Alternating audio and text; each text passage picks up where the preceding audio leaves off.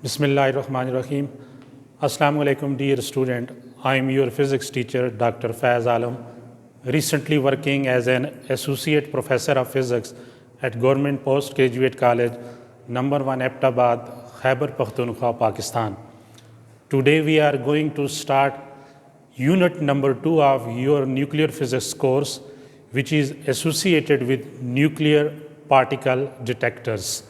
What are nuclear particle detectors? How they can be detected any incoming nuclear radiation or nuclear particle, on which principle they worked, what will be the classification of nuclear particle detectors.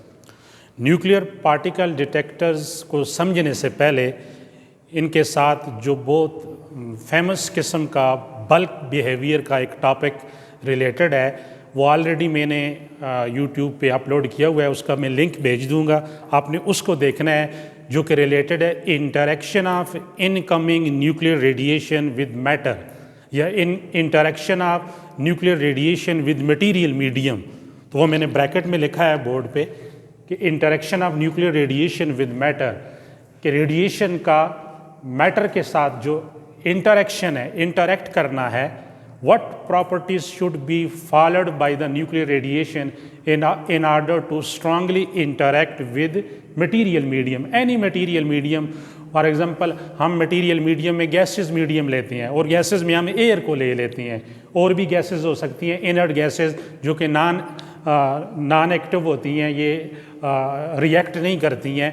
तो inert gases या alcohol, ethanol, आप hydrogen ले सकते हैं, air ले सकते हैं, so many आपके पास चॉइसेस हैं। तो जब रेडिएशन मीडियम के साथ इंटरेक्ट करती हैं तो रेडिएशन के पास 3 प्रॉपर्टीज़ होनी चाहिए: मास, एनर्जी, चार्ज, और जिस मीडियम से पास कर रही हैं उसकी डेंसिटी या उसका आयोनाइजेशन पोटेंशियल क्या है। एक दो एग्जांपल लेके हम बात को आगे लेके चलते हैं। सपोज किसी रेडियो एक्टिव सोर्स से अल्फा पार्टिकल जब एमिट होता है तो alpha particle carry positive charge, double positive charge, और डिफरेंट सोर्सेस से जब वो एमिट होता है तो उसका एनर्जी स्पेक्ट्रम जो है वो वेरी करता है और वो कॉन्टीन्यूस होता है। 4 MeV वो डिस्क्रीट एनर्जी स्पेक्ट्रम होता है, कॉन्टीन्यूस बीटा पार्टिकल का होगा। तो डिस्क्रीट एनर्जी स्पेक्ट्रम की जो पॉसिबल रेंज है 4 million electron volt up to 10 million electron volt, और उस पर डबल पॉजिटिव चार्ज है। तो किसी भी रेडियो एक्टिव सोर्स से जब अल्फा पार्टिकल एमिट होगा उसके पास एनर्जी भी होगी, चार्ज भी होगा, और उसका मास आप जानते हैं 4.002 एटॉमिक मास यूनिट या 6.24 × 10⁻27 kg है। जब ये मीडियम में से गुजरेगा, लेट्स सपोज एयर मीडियम है, ड्राई एयर, तो इसके पास डबल पॉजिटिव चार्ज होने की वजह से ये एयर मीडियम के इलेक्ट्रॉनों को कूलम अट्रैक्टिव फोर्सेस के तहत अपनी तरफ अट्रैक्ट करेगा, तो आयंस बनेंगे। एक तो रीज़न ये है कि ये कूलम अट्रैक्टिव फोर्सेस की वजह से मीडियम में आयोनाइजेशन प्रोड्यूस कर रहा है, और दूसरा रीज़न ये है कि डायरेक्ट कोलिजन भी कर सकता है। अल्फा पार्टिकल एयर मॉलिक्यूल के इलेक्ट्रॉन को डायरेक्ट जाके कोलाइड करता है इन इलास्टिक कोलिजन, और वो उसमें से लिबरेटेड आउट हो जाता है, आयंस बनते हैं। तो इस तरह याद रख लें स्टूडेंट, अल्फा पार्टिकल 7 सेंटीमीटर के डिस्टेंस तक एयर कॉलम के अंदर, एयर की एक लेयर के अंदर 2 × 10⁵ आयन पेयर्स, 200,000 आयन पेयर बना लेता है और अपनी सारी एनर्जी लॉस कर देता है।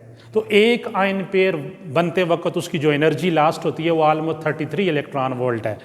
तो जब 7 सेंटीमीटर तक इसने आयन बना लिए, आखिर में ये क्या करेगा, it capture 2 electron from the surrounding air molecule and convert into neutral helium atom, ये हीलियम एटम में कन्वर्ट हो जाएगा।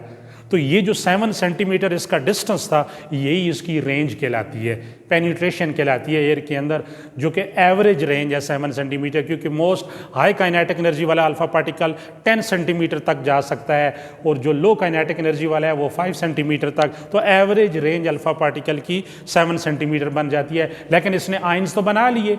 अब ये जो आयंस बने हैं एयर के अंदर, पॉजिटिव और नेगेटिव आयन क्योंकि चार्ज नेचर रखते हैं, चार्ज पार्टिकल है, अगर हम इन आयंस को किसी चेम्बर के अंदर, कोई सिलेंड्रिकल ट्यूब हो हमारे अंदर, यही अल्फा पार्टिकल को उस सिलेंड्रिकल ट्यूब में हम एंटर कर दें और बीच में गैस मीडियम हो, आयंस बने, आयन चार्ज नेचर रखते हैं, हम अप्लाइड पोटेंशियल अप्लाई करें जिससे इलेक्ट्रिक फील्ड डेवलप हो, ये इलेक्ट्रिक फील्ड इन आयंस पे इलेक्ट्रिकल फोर्स एक्सर्ट करे, वो एक्सेलरेट हों और एक क्लोज सर्किट हम बना लें, रास्ते में एक रेजिस्टर मीडियम लगाएं, तो जब ये आयंस यानी चार्ज पार्टिकल रेजिस्टर मीडियम से गुजरेगा करंट पल्स बनेगी, वोल्टेज ड्रॉप होगी। उस करंट पल्स को एम्पलीफाई किया जाए और करंट को कैलकुलेट करने के लिए I = Q/T, I = ये करंट की डेफिनेशन कैपिटल Q/T, तो Q यहाँ पर क्या है NE/T, where N stand for number of ions produced by incoming alpha particle while interaction through air column। तो ये नंबर ऑफ आयंस है, वो मैंने अभी बता दिया आपको कि 7 सेंटीमीटर के डिस्टेंस पे 200,000 ion, 2 lakh ion alpha particle बनाता है। इसकी आयनाइजेशन पावर बाकियों की निस्बत सबसे ज़्यादा है, तो ये आयन की तादाद आ जाएगी। और ई इलेक्ट्रॉनिक चार्ज वो कंजर्व है, और टाइम हम 1 मिनट के लिए या 10 सेकेंड के लिए लेते हैं, तो आपको क्या मिलेगा, आयोनाइजेशन करंट मिलेगी। तो ये जो आयोनाइजेशन करंट है, आपने अल्टीमेट अल्फा पार्टिकल की एनर्जी को इलेक्ट्रिकल एनर्जी में कन्वर्ट कर लिया। इसको हम कलेक्ट कर लें, एम्पलीफाई करें। एम्पलीफायर जब इस करंट सिग्नल को एम्पलीफाई करेगा तो आउटपुट में हम लोग एक स्केलर या काउंटर लगाएंगे। वो काउंटर या तो आपको डिजिटल सिग्नल देगा या एनालॉग सिग्नल देगा, जिससे आप आने वाले अल्फा पार्टिकल की एनर्जी को डिटेक्ट कर सकते हैं। तो स्टूडेंट, जो बताने का मकसद ये था कि न्यूक्लियर पार्टिकल डिटेक्टर्स क्यों बनाए गए हैं, ये जो न्यूक्लियर रेडिएशन के इफ़ेक्ट्स होते हैं मीडियम के अंदर, ये जो मैंने कहा है ना, interaction of radiation with matter, कि ये न्यूक्लियर पार्टिकल जब मीडियम के साथ इंटरेक्ट करते हैं ये इफ़ेक्ट्स बनाते हैं। कौन से इफ़ेक्ट बनाते हैं, आयोनाइजेशन बना दी, फ्लोरिसिस प्रोड्यूस कर दी, सिंटिलेशन प्रोड्यूस कर दी फोटोग्राफिक प्लेट के अंदर। इनकी रेंज कितनी है, पेनिट्रेशन पावर कितनी है, तो ये सारी चीज़ें ऑब्जर्व करने के लिए हमारा नेकेड डिटेक्टर जो है वो सफिशेंट नहीं है। नेकेड डिटेक्टर से हम किसी ऑर्डिनरी मटेरियल ऑब्जेक्ट की फिजिकल डायमेंशन देख सकते हैं, इस मार्कर को देख सकते हैं, और इसके लिए हमें विजिबल लाइट चाहिए। इलेक्ट्रोमैग्नेटिक रेडिएशन का विजिबल पार्ट जो है वो बड़ा हेल्पफुल यूज़ होता है। इस मार्कर पे पड़ता है, आके रिफ्लेक्ट होकर रेटिना में आता है, तो सेंस ऑफ विजन बनता है। तो इस तरह हमारा जो नेकेड डिटेक्टर है ये सेंस ऑफ विजन के तौर पे यूटिलाइज होता है। लेकिन इस रूम के अंदर, इस क्लास रूम के अंदर बेशुमार किस्म की रेडिएशन मौजूद हैं, जिन्हें स्ट्रे रेडिएशन या बैकग्राउंड रेडिएशन कहते हैं। एयर में जो our atmosphere is a mixture of several gases, जिसमें नाइट्रोजन है, ऑक्सीजन है, 78% nitrogen, 21% oxygen, 0.03% carbon dioxide. Nitrogen का एक आइसोटोप N713 बीटा एमिटर है। इसी तरह ऑक्सीजन O817 ये भी बीटा एमिटर है, O815 भी बीटा एमिटर है। इसी तरह अदर इनर्ट गैसेज हैं जो कि बीटा रेज एमिट करती हैं। और ये जो बिल्डिंग मटीरियल्स हैं, ये जो क्लासरूम के अंदर जो कंस्ट्रक्शन के लिए बिल्डिंग मटेरियल यूज़ किया गया है, they contain small impurities of radioactive substance, वो भी बीटा एमिटर और अल्फा एमिटर है। तो इट मीन रेडिएशन इस रूम में मौजूद है, एयर भी मौजूद है, आयंस भी बन रहे हैं, लेकिन आपका डिटेक्टर इन आयंस को डिटेक्ट नहीं कर सकता। जिस तरह थर्मल डिटेक्टर्स होते हैं, थर्मल रेडिएशन को डिटेक्ट करने के लिए ह्यूमिडिटी डिटेक्टर्स होते हैं, सेंसर्स होते हैं, इसी तरह न्यूक्लियर पार्टिकल्स को डिटेक्ट करने के लिए alpha, beta, gamma rays, photon या न्यूट्रल पार्टिकल, सब एटॉमिक स्केल पे न्यूट्रॉन, इनको डिटेक्ट करने के लिए जो डिटेक्टर्स यूज़ किए जाते हैं उन्हें न्यूक्लियर डिटेक्टर्स कहा जाता है। और ये कैसे डिटेक्ट करते हैं, इनडायरेक्टली, कि ये रेडिएशन मीडियम से इंटरेक्ट करके इफ़ेक्ट्स प्रोड्यूस करती हैं। उनमें सबसे कॉमन इफ़ेक्ट क्या है, आयोनाइजेशन, आयंस का बनना याद रख लें। जब ये आयंस बन जाएंगे, उन आयंस को आपने रिसीव करना है, कलेक्ट करना है। तो अब मैं इसकी डेफिनेशन करता हूँ ये सारी कहानी बताने के बाद, कि those devices with the help of which we can detect nuclear radiation by observing their effects produced in a material medium are called nuclear particle detectors। कि वो डिवाइसेस, वो इंस्ट्रूमेंट जिनकी मदद से आप न्यूक्लियर रेडिएशन के इफ़ेक्ट्स को study करो, वही मैंने कहा ना, आयोनाइजेशन का इफेक्ट, इनको स्टडी किया जाए by observing there effects produce in a medium, कि न्यूक्लियर पार्टिकल के इफेक्ट्स जो मीडियम में प्रोड्यूस हो रही है उसको स्टडी किया जाए, तो इन्हें हम न्यूक्लियर पार्टिकल डिटेक्टर्स कहते हैं। Nuclear particle detector is classified into 2 categories, electronic detectors and track detectors. Electronic detector में ये होगा, साथ ये फिगर भी देख लें कि हमारे पास एक सिलेंड्रिकल ट्यूब होगी, इस सिलेंड्रिकल ट्यूब के अंदर एक एनोड होगा, एक एनोड एक फाइन टंगस्टन वायर होती है जो ट्यूब के सेंट्रल एक्सेस पे माउंटेड कर दी जाती है, और यहाँ पर एक विंडो है जिस विंडो में आप रेडियो एक्टिव सोर्स रखते हो।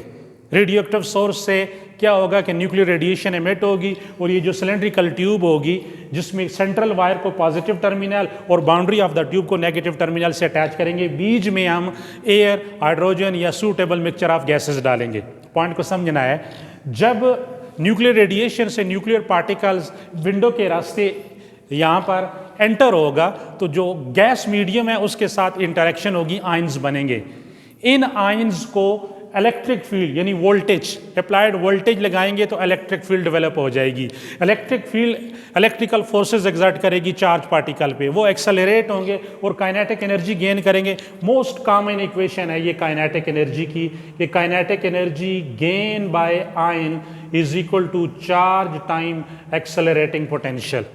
V naught is the accelerating potential. तो ये आयंस मूव करेंगे, और हमने इधर रास्ते में एक रेजिस्टर लगाया हुआ है, तो यहाँ पर रेजिस्टर के ऐलान क्या होगा, जब आयन पास करेंगे करंट पल्स बनेगी, उस करंट पल्स को एम्पलीफाई के रास्ते एम्पलीफाई किया जाएगा, जिसको काउंटर या स्केलर वो काउंट करेगा, आइदर एनालॉग सिग्नल या digital signal. 1 2 3 4 number of ions यहाँ पर रजिस्टर्ड हो जाएंगे।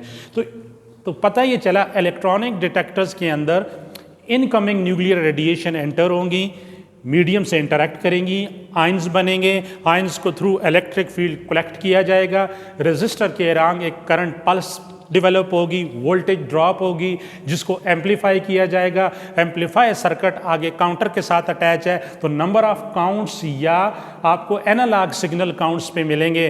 तो ये सारा काम होगा इलेक्ट्रॉनिक डिटेक्टर के अंदर। तो इलेक्ट्रॉनिक डिटेक्टर्स में 5 से 6 किस्म के डिटेक्टर्स हैं जो हमने स्टडी करने हैं। Ionization chamber, proportional counter, Geiger Muller counter, scintillation counter, solid state, semiconductor detectors, ये तमाम के तमाम इलेक्ट्रॉनिक डिटेक्टर्स हैं। नेक्स्ट आता है ट्रैक डिटेक्टर। ट्रैक डिटेक्टर में ये होगा कि किसी किस्म की करंट पल्स या इलेक्ट्रिक फील्ड जो है ना, करंट पल्स नहीं बनेगी। बड़ा ज़बरदस्त किस्म का एक फिजिकल फिनोमिना इन्वॉल्व होगा। वो क्या होगा कि इसी तरह हमारे पास एक चेंबर होगा, इस चेंबर के अंदर गैस होगी और एक विंडो के रास्ते न्यूक्लियर रेडिएशन अल्फा, बीटा और गैमा रे फोटॉन एंटर किया जाएगा। सिर्फ इस चेंबर के बॉटम पे हाइड्रोलिक जैक सिस्टम के स्क्रू होंगे, जिससे आप सिलेंडर का इनसाइड का वॉल्यूम इंक्रीज या डिक्रीज कर सकते हो। उस हाइड्रोलिक जैक को स्क्रू की मदद से नीचे खींचेंगे तो सिलेंडर के अंदर वॉल्यूम ज़्यादा हो जाएगा, और अगर उसको अपवर्ड कंप्रेस करेंगे तो वॉल्यूम क्या हो जाएगा, कम, और ऊपर ट्रांसपेरेंट ग्लास प्लेट होगी। इस सिलेंड्रिकल ट्यूब के ऊपर ट्रांसपेरेंट ग्लास प्लेट है, जस्ट लाइक विंडो ग्लास, और सेंसिटिव कैमरास फिटेड होंगे, और यहाँ पर एक विजिबल लाइट के लिए सोर्स भी होगा, विजिबल लाइट पड़ेगी। और बीच में मैंने कहा ना, एयर और water mixture, small amount of tiny water droplet होंगे। तो बात को समझना है कि ट्रैक डिटेक्टर्स वर्क कैसे करेगा। ये सिंपल इंट्रोडक्टरी रिमार्क्स हैं। जब हम ये डिटेल में करेंगे आगे ट्रैक डिटेक्टर, तो वो पूरी डिटेल स्टोरी आपको सुनाई जाएगी। तो जब विंडो के रास्ते अल्फा, बीटा और गैमा रेज फोटॉन एंटर होगा, तो उसी वक्त हम क्या करते हैं कि एक्सपेंशन प्रोड्यूस कर देंगे, यानी वॉल्यूम सिलेंडर का इंक्रीज कर देंगे। अब आपको इल्म है कि एक्सपेंशन काजेज कूलिंग इफेक्ट। जो गैसेस होंगी जब उसको सडनली एक्सपैंड कर दिया जाए तो उसका टेम्परेचर ड्रॉप हो जाता है। जब टेम्परेचर ड्रॉप होगा तो उसी वक्त न्यूक्लियर रेडिएशन एंटर हो रही हैं। तो बीच में गैस है, गैस के मीडियम में से जब अल्फा पार्टिकल गुजरेगा आयंस बनाएगा। अब आयन किसका होगा, गैस मीडियम का, सपोज एयर का है, तो एयर जब टेम्परेचर ड्रॉप होगा तो एयर कंडेंस हो जाएगी। कंडेंस होने से क्या मराद है, it contain small concentration of tiny water droplet. अब एयर का जो आइंस है, पॉजिटिव और नेगेटिव आइन अल्फा पार्टिकल की इंटरेक्शन से बना है। सडन एक्सपेंशन ऑफ गैसेस की वजह से उसके ऊपर आइंस आएगा, वो एक स्फेरिकल ड्रॉपलेट की शक्ल अख्तियार कर लेगा, just like formation of cloud in the air. That is why first track detector were developed by Wilson, having name Wilson cloud chamber, क्योंकि क्लाउड लाइक एनवायरनमेंट क्रिएट होता है। तो अब वो जो स्फेरिकल ड्रॉपलेट है, वाटर ड्रॉपलेट, बेसिकली उसके अंदर क्या है, आइंस है। तो जो विजिबल लाइट सोर्स मैंने कहा है ना, विजिबल लाइट जब उस पे ऊपर पड़ेगी तो वाटर ड्रॉपलेट क्या करता है, लाइट को रिफ्लेक्ट करेगा, और सेंसिटिव कैमराज ऑटोमेटिकली ऑन होंगे, फोटो ले लिया जाएगा। इस तरह फर्स्ट व्यूअल ऑब्जर्व होगी कि अल्फा पार्टिकल का जो पाथ होगा, जो ट्रेजेक्ट्री होगी, जिस पाथ में से वो गुजर के जाएगा, अपनी ट्रेजेक्ट्री के अलांग जितने आइंस प्रोड्यूस करेगा, वो आइन वाटर ड्रॉपलेट कंटेन करने की वजह से विजिबल लाइट को रिफ्लेक्ट करेंगे, कैमरे की जद में आ जाएंगे, एक इमेज बनेगा। तो इस तरह एक ट्रैक जो है ना आपकी आंखों के सामने हाईलाइट हो जाएगा। आप उस ट्रैक को देखेंगे, उसकी थिकनेस क्या है, कंटिन्यूस है, डिसकंटिन्यूस है, ब्रोकन पैटर्न है या ब्रेकअप नहीं हुआ है, तो आपको आने वाले रेडिएशन की आयोनाइजेशन का अंदाज़ा होगा। तो अल्फ़ा के लिए वो ट्रैक अलग था, बीटा के लिए अलग था, गैमा के लिए अलग था। तो this is about track detectors. ये ट्रैक डिटेक्टर्स का काम होगा। तो ये 3 तरह के हैं जो हमने स्टडी करनी है, Wilson cloud chamber, bubble chamber, spark chamber. ये तो हो गया डिटेक्टर्स और उसकी क्लासिफिकेशन। अब हम आते हैं कि जो गैस फिल्ड डिटेक्टर्स हैं, मोस्ट कॉमनली जो यूज़ होती हैं वो गैस फिल्ड डिटेक्टर्स होती हैं। गैस फिल्ड डिटेक्टर्स का प्रिंसिपल क्या है, वर्किंग क्या है, कंस्ट्रक्शन क्या है, और इसका जो आउटपुट है, जब हम लोग आइंस बना लेते हैं, आइंस बनने के बाद आइंस को मूव करवाया जाता है। तो आइंस को मूव करवाने के लिए हमें किस चीज़ का सहारा लेना पड़ता है, अप्लाइड पोटेंशियल, वोल्टेज का, क्योंकि वोल्टेज की वजह से क्या होता है, काइनेटिक एनर्जी आइंस गेन करती हैं। तो डिटेल में आप कंस्ट्रक्शन देखें, साथ में आपको फिजिकली भी बता देता हूँ। बेसिकली गैस फिल्ड डिटेक्टर्स, जितने भी गैस फिल्ड डिटेक्टर्स हैं, आप बोर्ड वाली फिगर को देखें और साथ इसको भी देखें। ये हमारे पास गेगर मलर काउंटर है, GM ट्यूब है, यानी इलेक्ट्रॉनिक डिटेक्टर्स है जो हम न्यूक्लियर लैब में भी यूज़ करेंगे। 7 से 8 एक्सपेरिमेंट न्यूक्लियर फिजिक्स में यूज़ होंगे।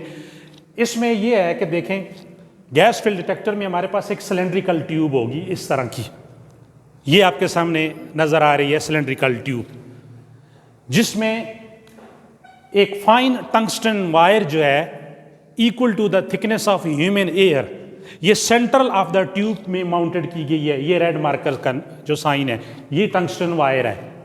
बाउंड्री ऑफ द ट्यूब को negative terminal of the battery और टंगस्टन वायर को through variable resistor positive terminal of the battery से अटैच किया गया है। It would mean that central tungsten wire act as an anode, क्योंकि ये positive terminal से अटैच है, और boundary of the tubes act as a cathode, ये नेगेटिव टर्मिनल से अटैच है।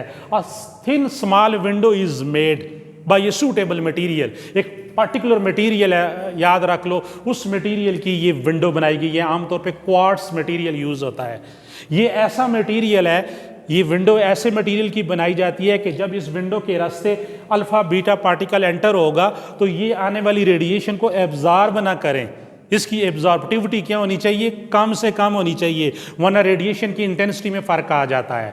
तो ये विंडो है जहाँ के इसके सामने रेडियो एक्टिव सोर्स होगा, सोर्स से रेडिएशन एंटर होंगी, और बीच में सूटेबल, इस ट्यूब के बीच में suitable mixture of gases, air, hydrogen, inert gases, chlorine, bromine, iodine, कोई भी ले सकती हैं, एथेनॉल, मेथानॉल, वेपर्स फॉर्म में ये गैसेस यूज़ करेंगे। वो डिटेक्टर्स टू डिटेक्टर्स मैं आपको बताऊंगा कि आयोनाइजेशन चेंबर में कौन सी गैस यूज़ हुई, प्रोपोर्शनल काउंटर में, गेगर मलर काउंटर में कौन सी यूज़ हुई, और रजिस्टर के अलांग एम्पलीफायर सर्किट है, और एम्पलीफायर के साथ आगे एक काउंटर है या स्केलर है जो आपको काउंट करके बताएगा कि कितने आइंस बने हैं, नंबर ऑफ आइंस की तादाद को काउंट करेगा। या यहाँ पर एक काउंटर होता है एनालॉग काउंटर, जिसके ऊपर आपको इस तरह की पल्सेस मिलेंगी। स्मॉल पल्स से क्या मुराद है, लो आयोनाइजेशन करंट, और लॉन्ग पल्स से क्या मुराद है, high ionization current. It mean जब पल्स ज़्यादा होगी तो इट मीन एक ऐसा पार्टिकल एंटर हुआ है जिसकी आयोनाइजेशन पावर सबसे ज़्यादा है, अल्फा पार्टिकल की सबसे ज़्यादा होती है। और स्मॉल पल्स तब मिलेगी जब low ionization power beta particle या गैमा रे फोटॉन एंटर हुआ है, तो पल्स हाइट कम हो जाएगी। तो ये काम यहाँ होगा। अब इसको फिजिकली देखें कि ये हमारे पास एक गैस फिल्ड डिटेक्टर्स की वो ट्यूब थी, इसके ऊपर ये इंसुलेशन है और इस ट्यूब के अंदर उसी तरह सेंट्रल वायर है और ये विंडो है जिस विंडो के रास्ते हम रेडियो एक्टिव सोर्स रखते हैं। और रेडियो एक्टिव सोर्स जो है ये रेडियो एक्टिव सोर्स है रेडियम सोर्स का। ये एक ख़ास किस्म की शील्ड के अंदर जो है ना इसको प्रोटेक्ट करके रखा जाता है ताकि इसका रेडिएशन हैज़र्ड अफेक्ट जो है वो ह्यूमन लाइफ पे अफेक्ट ना हो। तो इसको यहाँ पे इधर सामने रखा जाता है, तो यहाँ से रेडिएशन एंटर होती है विंडो के रास्ते, आयोनाइजेशन प्रोड्यूस्ड होगी। और ये जो ट्यूब है, ये जो मैंने आपको बताया था, ये इसका फिजिकली जो है टर्मिनल है। इस टर्मिनल को अटैच किया जाता है स्केलर के साथ। दिस इज़ अ स्केलर, ये स्केलर है।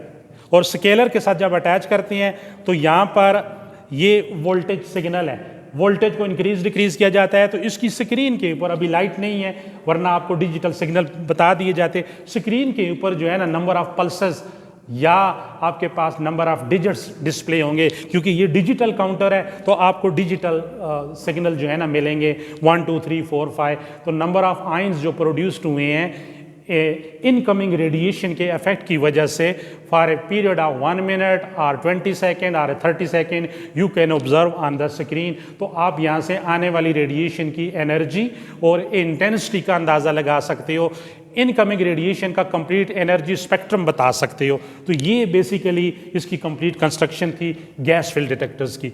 तो अब हम जो है इसको डिटेल में देखते हैं कि ये क्या होता है। तो स्टूडेंट, जब कोई भी nuclear radiation, let's suppose nuclear radiation, ये जो सोर्स है ये अल्फा सोर्स है। अल्फा सोर्स से अल्फा पार्टिकल्स एमिट होता है जिसके पास मैंने स्टार्ट में कहा मास भी है, एनर्जी भी है, चार्ज भी है। डबल पॉजिटिव चार्ज है। एनर्जी डिपेंड करती है कि किस सोर्स से एमिट हुआ है। तो मैंने रेडियम सोर्स का जिक्र किया है, तो अगर रेडियम सोर्स से अल्फा पार्टिकल एमिट होता है तो अल्फा पार्टिकल की काइनेटिक एनर्जी होगी 7.7 million electron volt, 7.7 into 10 power 6 electron volt. इस एनर्जी के साथ सर्टन मास कैरी करते हुए, डबल पॉजिटिव चार्ज कैरी करते हुए अल्फा पार्टिकल इस सिलेंड्रिकल ट्यूब में एंटर हो गया, जिस ट्यूब के अंदर आपके पास हाइड्रोजन या एयर ड्राई फॉर्म में मौजूद है एट वेरी लो प्रेशर, याद रख लो। और सेंट्रल वायर एनोड है और boundary of the tube cathode का काम करती है। और जब आप वोल्टेज अप्लाई करते हो, इलेक्ट्रिक फील्ड डेवलप होती है, तो इलेक्ट्रिक फील्ड की डायरेक्शन क्या होगी? पॉजिटिव से नेगेटिव की तरफ, क्योंकि सेंट्रल वायर पॉजिटिव है, बाउंड्री नेगेटिव है, तो पॉजिटिव से नेगेटिव की तरफ ये फील्ड डायरेक्शन है, यूं और अपवर्ड डायरेक्शन में। तो जो ही अल्फा पार्टिकल एंटर होगा ये एयर कॉलम के साथ इंटरेक्ट करेगा, मीडियम के साथ इंटरेक्ट करेगा, आयंस बनेंगे। अब नंबर ऑफ आयंस बन गए तो आयन की मंजिल क्या है कि आयन को अपने रिस्पेक्टिव इलेक्ट्रोड तक लेके जाना है। नेगेटिव आयन आपको पता है कि कहां जाके अकोमोडेट होगा? सेंट्रल वायर पे, एनोड के पास। और जो पॉजिटिव आयन होगा वो कहां जाएगा? बाउंड्री ऑफ द ट्यूब, क्योंकि कैथोड जो है ना ये नेगेटिव टर्मिनल से अटैच है, तो पॉजिटिव आयन बाउंड्री की तरफ आएगा और नेगेटिव आयन इलेक्ट्रॉन जो है वो सेंट्रल वायर की तरफ आएगा। ये मैंने आपको शो किया हुआ है इस फिगर में कि इलेक्ट्रॉन की एक लेयर जो है सेंट्रल वायर के आसपास क्या हुई है? डिपॉजिट हुई है। अब जब ये इलेक्ट्रॉन यहाँ आएंगे तो ये जो वोल्टेज आपने अप्लाई की है, इस वोल्टेज की वजह से आयन क्या करेंगे? काइनेटिक एनर्जी गेन करेंगे। और काइनेटिक एनर्जी गेन करने के बाद इस सेंट्रल वायर में से पास करते हुए रेजिस्टर मीडियम से गुजरेंगे। तो रेजिस्टर मीडियम में से गुजरेंगे तो क्या होगा? वोल्टेज ड्रॉप होगी, एक करंट पल्स बनेगी, वेरी स्मॉल करंट पल्स, याद रख लो। इसलिए इलेक्ट्रॉनिक का एक एम्पलीफायर सर्किट लगाया गया है। हम इसकी डिटेल में नहीं जाते हैं कि एम्पलीफिकेशन कैसी होगी, किस तरह होगी, वो इलेक्ट्रॉनिक्स में आप लोगों ने सीखा हुआ है। बहरहाल स्मॉल पल्स को एम्पलीफाई किया जाएगा लार्ज हाई पल्स के साथ। इस तरह एम्पलीफायर सर्किट या डिजिटल काउंटर है वो बताएगा कि कितने number of ion register medium में से गुजरे हैं एक पार्टिकुलर टाइम के अंदर, for a period of 1 minute. 20 ions गुजरे हैं, 100 गुजरे हैं, थाउजेंड्स आयन गुजरे हैं। तो मैंने आपको बताया था कि अगर अल्फ़ा पार्टिकल है तो उसकी आयोनाइजेशन बहुत ज़्यादा है, तो नंबर ऑफ़ आयन्स जो है वो 1 मिनट में 5000, 7000, 10,000 तक पहुंच जाते हैं। तो ये वेरी हाई आयोनाइजेशन होती है। तो इस तरह ये डिटेक्टर, गैस फिल्ड डिटेक्टर्स जो है वो वर्कआउट करेगा। अब इसका जो आउटकम है वो एक ग्राफ की शक्ल में बताया गया है, और ग्राफ बनाया गया है applied voltage. Applied voltage is taken along X axis while number of ions or pulse height. वो जो आयन्स बनते हैं ना, जिसकी वजह से करंट पल्स बनती है, तो करंट की हाइट होती है जो पल्स है इसकी। देखिए ये स्मॉल हाइट है, ये लार्ज हाइट है। तो आयन्स के जो ग्राफ है, ग्राफ का जो वाई एक्सिस के अलोंग जो वेरिएबल है, ये नंबर ऑफ आयन, या आप क्या ले सकते हैं, पल्स हाइट, क्योंकि ये किस पे डिपेंड कर रही है, अप्लाइड वोल्टेज पे। यहां पर एक बड़ा स्ट्रेंज काम ये है, आयन बनाना किसका काम है, न्यूक्लियर रेडिएशन का, इनकमिंग न्यूक्लियर रेडिएशंस का, interaction of the particle of the medium के पार्टिकल के साथ इंटरेक्शन की वजह से। लेकिन आयंस को अपने रिस्पेक्टिव इलेक्ट्रोड तक ले जाना किसका काम है, पोटेंशियल, अप्लाइड पोटेंशियल। क्योंकि अप्लाइड पोटेंशियल की वजह से क्या होगा, ये मैं बार बार कह रहा हूं, इलेक्ट्रिक फील्ड डेवलप होगी विद इन द ट्यूब। और इलेक्ट्रिक फील्ड क्या करेगी, इलेक्ट्रिकल फोर्सेस एग्जर्ट करेगी चार्ज पार्टिकल पे, क्योंकि आयंस चार्ज पार्टिकल है। तो जब इलेक्ट्रिकल फोर्स एग्जर्ट होगी तो न्यूटन सेकंड लॉ के तहत वो आयंस क्या होंगे, एक्सेलरेट होंगे। जब वो एक्सेलरेट होंगे, दे गेन काइनेटिक एनर्जी। ये famous equation, kinetic energy gain करेंगे और उनकी मंजिल क्या होगी, इलेक्ट्रोड्स। तो इसलिए हमने ये देखना है कि जब वोल्टेज की वैल्यू बहुत कम थी, पल्स हाइट पे क्या इफेक्ट आया। जब वोल्टेज हमने बढ़ाई, स्लो एंड स्टेडी हम वोल्टेज बढ़ाते गए, काइनेटिक एनर्जी इंक्रीज होती गई, आयन की बदमाशी बढ़ती गई। तो पल्स हाइट पे और डिजिटल काउंटर है, तो नंबर ऑफ काउंट्स पे क्या कमी बेशी आई, बढ़े या कम हुए। तो इसके लिए 5 रीजन है। तो जरा गौर से देखो, region number 1 O A, voltage X axis, pulse height, number of ion Y axis. तो आप देखें कि ओ से ए तक रीजन 1 में वेरी स्मॉल करंट ऑब्जर्व हुई है। ये very small current, micro ampere से भी कम है, याद रख लो, वेरी स्मॉल करंट। इस रीजन को, रीजन 1 को कहा गया है रिकम्बिनेशन रीजन। अब समझना है रिकम्बिनेशन रीजन किस तरह, कि जब अल्फा पार्टिकल या बीटा पार्टिकल विंडो के रास्ते चेंबर के अंदर एंटर होता है, आयन्स बनते हैं।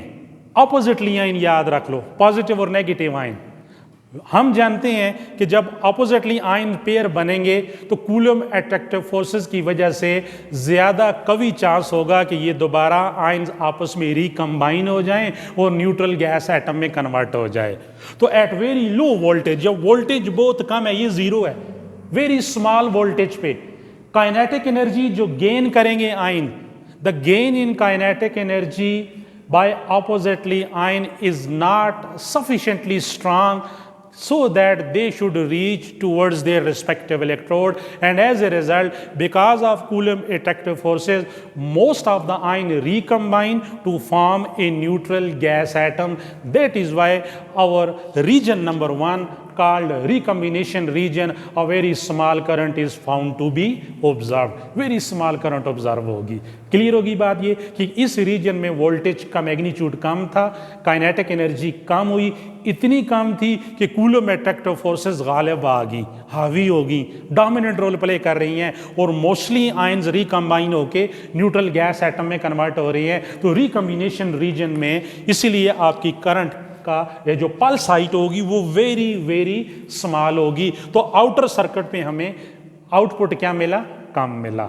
अब हमने ऐसा किया, नेक्स्ट रीजन की तरफ जाते हैं जिसे कहते हैं आयोनाइजेशन रीजन या सैचुरेशन रीजन। हम वोल्टेज बढ़ाते हैं, जब वोल्टेज बढ़ाओगे तो काइनेटिक एनर्जी क्या होगी, इंक्रीज होगी। जब काइनेटिक एनर्जी इंक्रीज होगी तो कूलम अट्रैक्टिव फोर्सेस के ऊपर ऑपोजिटली आयन की जो काइनेटिक एनर्जी है, अब ये डोमिनेंट हो जाएगी। अट्रैक्शन है, लेकिन अट्रैक्शन की एक रेंज होती है, कूलम एनर्जी रेंज है। आपने कूलम एनर्जी रेंज से बियॉन्ड चले गए हो, वोल्टेज को बढ़ा के काइनेटिक एनर्जी आयंस को इतनी सफिशिएंट दे दी है कि all the ion pairs form by the incoming nuclear radiation have tendency to reach their respective electrodes irrespective of recombination. Recombination खत्म हो गया, आयंस की काइनेटिक एनर्जी इतनी सफिशिएंट हो गई कि अपने रिस्पेक्टिव इलेक्ट्रोड्स की तरफ गए। हम for the sake of symmetry हम नेगेटिव की बात ज़्यादा करते हैं इलेक्ट्रॉन्स की, कि इलेक्ट्रॉन एनोड पे आए और यहाँ से इनकी ये मंजिल है, रेजिस्टर से गुजरे, करंट पल्स बनी और एम्पलीफायर सर्किट ने एम्पलीफाई किया और आपको एक पर्टिकुलर हाइट मिल गई, पल्स हाइट इंक्रीज होगी। तो रीजन 2 में आप देखें कि आपको ये ग्राफ का ये पैटर्न मिलेगा। यहाँ पर आयोनाइजेशन, इसीलिए इस रीजन को कहा जाता है सैचुरेशन रीजन। सैचुरेशन रीजन से मुराद ये है कि जितने आयंस बने थे वो तमाम के तमाम आयंस अपने रिस्पेक्टिव इलेक्ट्रोड तक जाने में कामयाब हो गए और करंट पल्स, या आप कह सकते हैं कि पल्स हाइट या नंबर ऑफ आयन पेयर जो काउंटर पे आउटपुट के तौर पे डिटेक्ट हो रही है वो ज़्यादा हो गए। Region 2 ionization region. अब बढ़ते हैं रीजन नंबर 3 में।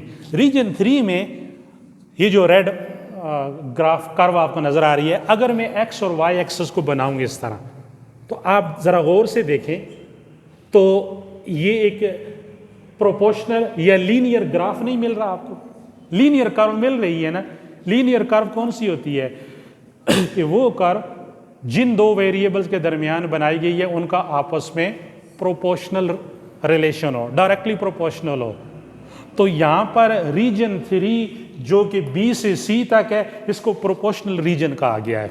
Y it is called proportional region, very important factor है। इस रीजन में हमने देखें मजीद वोल्टेज, आप इस जगह पर आप आ गए हैं बी से सी तक। O A recombination region, A B ionization region या सैचुरेशन रीजन, बी से सी प्रोपोर्शनल रीजन, वोल्टेज बढ़ गई। जब मजीद वोल्टेज बढ़ा दी आपने तो अपोजिटली आयन की काइनेटिक एनर्जी क्या हो जाएगी, बहुत ज़्यादा बढ़ जाएगी। अब आयंस की बदमाशी इतनी ज़्यादा हो गई है, वो इतनी हाई स्पीडी मूव कर रहे हैं कि जब लेट्स नेगेटिव आयन इलेक्ट्रॉन, ये लाइटर होता है पॉजिटिव की निस्बत, जब ये वेरी हाई काइनेटिक एनर्जी के साथ चेंबर में से मूव करेगा तो ये जो अदर न्यूट्रल गैस एटम्स हैं, एयर के गैस मॉलिक्यूल्स के जो गैस एटम्स होंगे न्यूट्रल एयर के, उनके इलेक्ट्रॉनों को कोलिजन के तहत भी ये इलेक्ट्रॉन भी आयोनाइज करना शुरू कर देंगे। तो एक तो देखें आयोनाइजेशन का फैक्टर किस वजह से था, आने वाली रेडिएशन की वजह से। अल्फा पार्टिकल ने आयन बनाए, उन आयंस को आपने हाई वोल्टेज प्रोवाइड कर दी, उनकी काइनेटिक एनर्जी बढ़ गई। अब उस काइनेटिक एनर्जी में जो नेगेटिव इलेक्ट्रॉन्स होगा ये क्या करेगा, सक्सेसिव कोलिजन करेगा अदर जो मजीद न्यूट्रल, क्योंकि ये जो आयन बनते हैं याद रख लो एलॉन्ग द ट्रेजेक्ट्री बनते हैं, जिस ट्रेजेक्ट्री में अल्फा पार्टिकल मौजूद होगा। लेकिन इस रीजन का जो चेंबर के अंदर जो वॉल्यूम है, गैस तो सारे वॉल्यूम में है, तो जिस जगह पर अल्फा पार्टिकल की ट्रेजेक्ट्री नहीं होगी वहां फिर कौन सी चीज काम करेगी, वहां ये जो इलेक्ट्रॉन प्रोड्यूस्ड हुआ है जिसकी काइनेटिक एनर्जी बहुत ज्यादा है, ये अपने आयन बनाना शुरू कर देगा। इसको कहते हैं गैस मल्टीप्लिकेटिव फैक्टर। यानी गैस मल्टीप्लिकेटिव फैक्टर से मुराद ये है कि जो ऑलरेडी आयन्स बने हुए हैं उन आयन की हाई काइनेटिक एनर्जी की वजह से जो नेगेटिव आयन है, इलेक्ट्रॉन है, ये सक्सेसिव कोलिजन करेगा तो आयन की तादाद क्या होती जाएगी, मल्टीपल होती जाएगी। तो इसको गैस मल्टीप्लिकेटिव फैक्टर है और ये 10,000 टाइम इनिशियल आयोनाइजेशन की निस्बत ज़्यादा हो जाएगा। जब ये ज़्यादा होगा तो अब आयन ज़्यादा रेजिस्टर मीडियम के अलांग जाएंगे तो पल्स हाइट भी ज़्यादा होगी और काउंटर के ऊपर नंबर ऑफ जो डिजिटल सिग्नल हैं वो भी क्या होंगे, ज़्यादा मिलेंगे। तो यहाँ पर हम कहता है कि जो टोटल चार्ज होगा, देखिए Q is equal to NE, N is the number of ion. अब आयन की तादाद क्या हो गई है, मल्टीपल हो गई है 1000 टाइम इनिशियल आयोनाइजेशन के मुकाबले में, तो करंट क्या हो जाएगी, बहुत ज़्यादा होगी ना। तो total charge resisted by the counter in this region is directly proportional to number of incoming radiation। जितनी रेडिएशन आ रही है ना, जितनी अल्फा पार्टिकल 2000 अल्फा पार्टिकल आ रहे हैं, 3000 आ रहे हैं, तो जितनी तादाद आने वाली रेडिएशन है वो प्रोपोर्शनल होगी किसके? Total charge registered. Total charge register से क्या मुराद है? चार्ज क्या बना रहा है? करंट बना रहा है। That is why it is called proportional counter. एक रीजन। दूसरा रीजन, जब आयंस की फॉर्मेशन होती है तो जो आने वाली रेडिएशन है वो एनर्जी लॉस करती है। अल्फा पार्टिकल जब ड्राई एयर में 1 आयन पेयर बनाता है तो इसकी जो एनर्जी लास्ट होती है वो 33 इलेक्ट्रॉन वोल्ट होती है। Almost 33 electron volt energy is lost by incoming alpha particle during the formation of 1 ion pair in dry air. 33 electron volt energy. तो याद रख लें 7.7 million electron volt energy alpha particle के पास है। तो ड्राई एयर में 7 सेंटीमीटर का distance इस मार्कर की लेंथ से भी कम होगा। 7 सेंटीमीटर के डिस्टेंस में तमाम की तमाम एनर्जी लॉस कर देता है और 2 लाख आयन बना लेता है। तो दूसरा रीज़न ये है कि जो एनर्जी लॉस करेगा इनकमिंग न्यूक्लियर रेडिएशन अल्फा या beta particle, energy loss by the incoming radiation is proportional to total charge registered. जो टोटल चार्ज रजिस्टर्ड हुआ है, जो पल्स हाइट बनी है, या आप कह सकते हैं energy lost by the incoming radiation is directly proportional to pulse height. जो पल्स हाइट बनी है इसलिए ये प्रोपोर्शनल रीजन कहलाता है। तो बी से सी प्रोपोर्शनल रीजन आ जाएगा। अब सी डी वेरी कॉमन है। थोड़ी सी वोल्टेज आप मजीद बढ़ा दें, जब वोल्टेज बढ़ाएंगे तो काइनेटिक एनर्जी और क्या होगी? बहुत ज़्यादा बनेगी। जब काइनेटिक एनर्जी बनेगी तो मल्टीप्लिकेटिव फैक्टर और क्या हो जाएगा? बहुत ज़्यादा हो जाएगा। सक्सेस ऑफ कोलिजन इलेक्ट्रॉनों का ज़्यादा होगा हाई काइनेटिक एनर्जी की वजह से। तो इस तरह ट्यूब के अंदर एक अफेक्ट होता है एवालांच इफेक्ट। एवालांच इफेक्ट होता है कैस्केड ऑफ आयन, कि कंटिन्यूस इलेक्ट्रॉनों की एक लेयर डेवलप हो जाती है और आपकी करंट पल्स जो है प्रोपोर्शनल रीजन देखें यहां पर कैंसिल हो गया। ये बिल्कुल स्लोप जो है ना कांस्टेंट है, इस कर्व का स्लोप कांस्टेंट है, लेकिन यहां पर स्लोप कांस्टेंट नहीं है। आप देखें कि ग्राफ किधर जा रहा है? वाई एक्सिस के अलांग। वाई एक्सिस के अलांग जाने से क्या मुराद है कि नंबर ऑफ आयन बहुत ज्यादा रजिस्टर्ड हो रहे हैं। अब वोल्टेज आपने कम बढ़ाई है लेकिन आयन क्या हो रही है? ज्यादा रजिस्टर्ड हो रही है। इस रीजन सी और डी को कहा जाता है limited proportional region. Limited proportional region ये हमारे काम का नहीं है। सबसे इंपॉर्टेंट रीजन में हम दाखिल होने जा रहे हैं। अब यहां पर देखें, इस पर्टिकुलर वोल्टेज पे डी पे आए, आपके पास ये पल्स हाइट और नंबर ऑफ आयंस है। लेट्स सपोज आपके पास 10,000 आयंस बने हैं इस वोल्टेज पे और ये वोल्टेज है 1000 डी पे। मैं वोल्टेज बढ़ा रहा हूं, वोल्टेज बढ़ाते बढ़ाते मैं डी से ई पे चला गया हूं। डी पे वोल्टेज थी 1000 वोल्ट, ई पे मैं चला गया हूं 1200 वोल्ट। तो वोल्टेज बढ़ने से काइनेटिक एनर्जी ज्यादा होगी ना, तो आयन ज्यादा होने चाहिए। लेकिन बड़ा स्ट्रेंज काम नजर आया यहां पर। जो करंट डी पे थी 10,000 आयन, वही करंट ई पे भी आपको मिल रही है। देखें स्ट्रेट लाइन आ गई, स्लोप जीरो हो गया।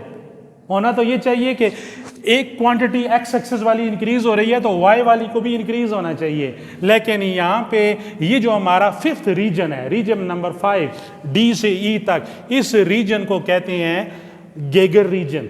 इस रीजन पे ये जो मैंने आपको बताया है, जिस अपरेटस पे हमारे 7 से 8 प्रैक्टिकल होंगे, गेगर मलर काउंटर एक डिटेक्टर है। ये काउंटर जो है इस रीजन के आसपास वर्क करता है। This is the Geiger region. लेकिन ये स्ट्रेट लाइन क्यों आई है, ये बहुत फलसफाना किस्म की डिस्कशन है। तो 2-3 मिनट में इसको मैं एक्सप्लेन करता हूं कि ये स्ट्रेट लाइन क्यों आ गई। यानी काउंटर जो है इस वक्त मजीद आयन पेयर जो बने हैं उनको काउंट करना छोड़ देगा। देखिए मजीद करंट पल्स वो बता रहा है, वही करंट पल्स बता रहा है जो डी पे रुकी थी। लेट्स सपोज वो ये है, तो इसकी पल्स हाइट जो है वो क्या हो जाएगी? कांस्टेंट हो जाएगी। जबकि वोल्टेज आप क्या कर रहे हैं? बढ़ा रहे हैं। तो वोल्टेज का काइनेटिक एनर्जी के साथ जो डायरेक्ट रिलेशन है वो यहाँ पर डिसक्वालीफाई हो रहा है, वो वायलेट हो रहा है। तो इसका रीज़न क्या है? इसका रीज़न ये है कि जब आप वोल्टेज बहुत ज़्यादा बढ़ा लोगे, अपोजिटली आयन पेयर की काइनेटिक एनर्जी ज़्यादा हो जाएगी, तो इन आयन में जो इलेक्ट्रॉन्स होगा उसकी बदमाशी, उसकी स्पीड, वेलोसिटी, काइनेटिक एनर्जी इतनी ज़्यादा होगी कि वो डायरेक्ट छलांग लगा के ये जो एनोड वायर है, इस एनोड वायर के आसपास जाके अकोमोडेट हो जाएगा और एक शीथ ऑफ जो है ना, एक लेयर ऑफ आयंस जो है ना, शीथ ऑफ आयन इसे कहते हैं, ये बन जाएगी। अब जब नेगेटिव चार्ज डेंसिटी बहुत ज़्यादा मिकदार में एनोड वायर के इर्द गिर्द डेवलप हो गई, इस अफेक्ट को कहते हैं स्पेस चार्ज अफेक्ट। अब जो मजीद आयन बनेगा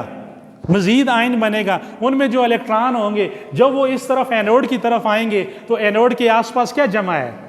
नेगेटिव इलेक्ट्रॉन। तो कूलम रिपल्शन फोर्सेस आ जाएगी, वो उस आने वाले नए इलेक्ट्रॉन को क्या करेंगी? ये एनोड वायर के इर्द गिर्द जो नेगेटिव इलेक्ट्रॉन डेंसिटी, ये चौकीदारों का काम कर रही हैं इलेक्ट्रॉन तमाम के तमाम। कोई भी बाहर से नया इलेक्ट्रॉन अपना ही जुड़वा भाई आएगा, उसको रिपेल कर देंगे। कूलम रिपल्शन की वजह से वो वापस चला जाएगा और काउंटर इसको डिटेक्ट नहीं करेगा। तो देखिए काउंटर ने इंसाफ बर्पा कर दिया और ये आपके पास स्ट्रेट लाइन आएगी, यानी नया आयन रजिस्टर्ड नहीं हुआ है। इस टाइम इंटरवल को याद रख लें, कहा जाता है dead time of the counter, यानी काउंटर इस टाइम में किसी किस्म की न्यू एंट्री को रजिस्टर्ड नहीं कर रहा है। ये गेगर रीजन कहलाता है और इन आयंस को कहा जाता है स्पेस चार्ज इफेक्ट। ये स्पेस चार्ज इफेक्ट होता है, मैं डिटेल गेगर मलर काउंटर में बताऊंगा, यहाँ मैं इस ग्राफ की वजाहत कर रहा हूँ। क्लियर होगी बात? ये इस वजह से ये आपके पास जो है ना स्ट्रेट लाइन आ गई है। अब अगर आप जब ये एनोड वायर के आसपास जो स्पेस चार्ज इफेक्ट है ये ख़त्म हो जाएगा, इसको ख़त्म करने के लिए क्विंचिंग की जाती है।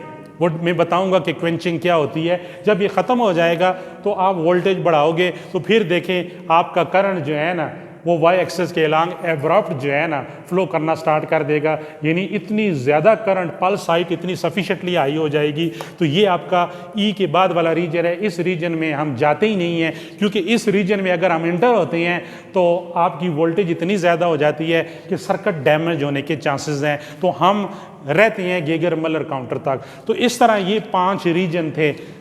ओ A recombination region, A B ionization या saturation region, B C proportional region, C D limited proportional region और डी ई गेगर रीजन। तो इस तरह गैस फिल्ड डिटेक्टर्स जो है, तो एंड में जाके हमें क्या पता चला, इसका बेसिक प्रिंसिपल क्या होगा? All gas filled detectors works on the principle of ionization produced by incoming particle with the passage of medium.